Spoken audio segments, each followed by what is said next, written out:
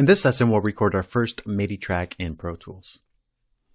As we learned already, Expand 2 is one of the virtual instruments that comes with Pro Tools, and this is a very powerful instrument because it has so many sounds. The sound that we're going to be working with is found under category number 9, multi-track arpeggios, and it's called timpani spiccato arp. And it should already be preloaded for you. And this consists of 4 different parts. Part A, B, C, and D. Now, I am using a Midi controller, which is a small keyboard controller plugged in USB to my computer, and this allows me to use a keyboard to trigger the instrument. But if you don't have a Midi controller, I'll show you a way around that.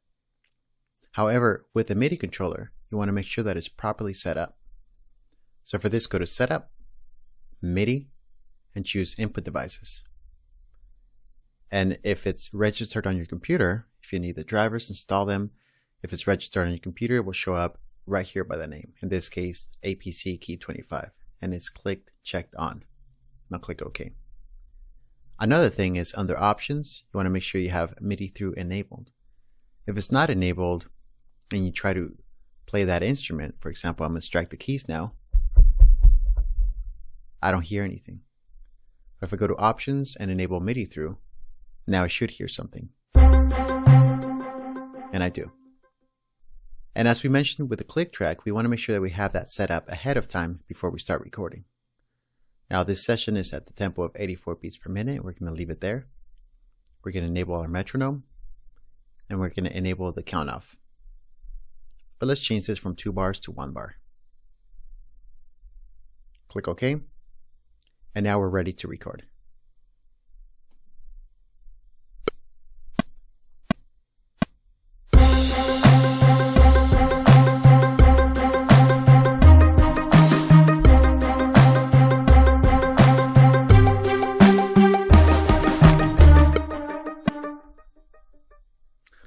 So here's all our notes that we just recorded. And if I play that back, you're going to notice something, that the timing is not perfect. So let's turn off the count off and let's turn off the metronome. Let's play this back.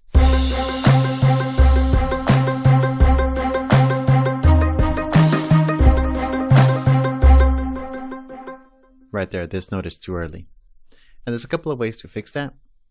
You can double click on this clip, and it's going to bring up the MIDI editor. I can manually move that note around. And if I have create enabled, and also I have a grid value, in this case 8 notes, then when I click and drag this, it's going to lock to the grid.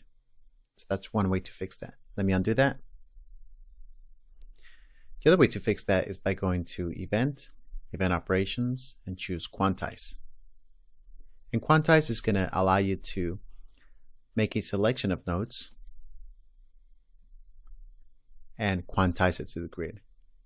It's going to ask you what to quantize. Well, I want to quantize the note on. That's when I initially struck the note on my controller. And I also want to preserve the note duration. And here you can choose the quantize grid. So if I choose whole notes and click apply, it actually moved around the notes to where I don't want them to be. So let's click undo using Command Z or Control Z on a PC. Let's change this quantize grid to 8 notes. Click apply. And that's more close to what I was going for. Go ahead and click undo again. Go back to original performance and close this Events Operations window. Let me show you another way that you can quantize. Let's close our MIDI editor. And here on the menu system, we're going to choose real-time properties.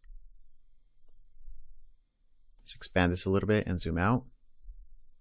At this point, because I'm going to show you the real-time properties, you need to go to the Setup, Preferences, go to MIDI, and you want to make sure that this is checked, which says Display Events as modified by real-time properties. Now click OK, and let's go back to our real-time properties. So with real-time properties, I can choose to quantize my performance, and it's going to update it visually. And you can choose which quantization value to use. So if I use whole notes, you see that I moved the notes around to the nearest whole note. If I choose quarter note, it does it to the quarter note or 8th notes. and in this case it's going to be eighth notes. Now a key thing to know about the real-time properties is that if I go back to the original MIDI clip, you're going to notice, expand this, that if I turn quantize off, it will go back to the original performance.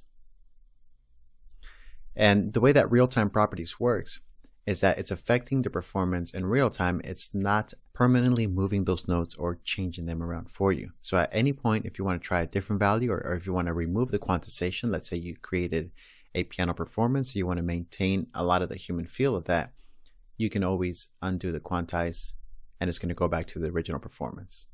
So personally, I like to use real-time properties more so than going to the event operations quantize, because once I hit apply, it changes the notes and the performance. So we could click and undo that. And here we are with real-time properties. So now let's play this back with properly quantized.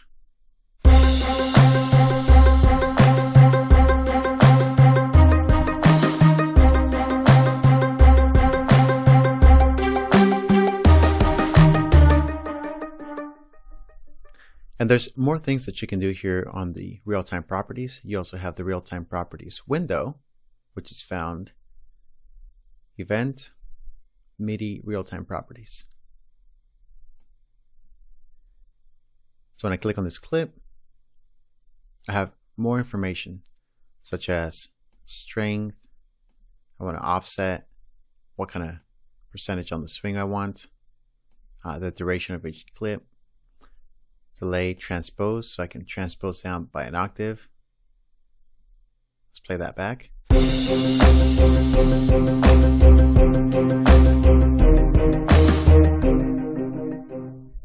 And again, if I disable any one of these, then it's going to go back to my original performance.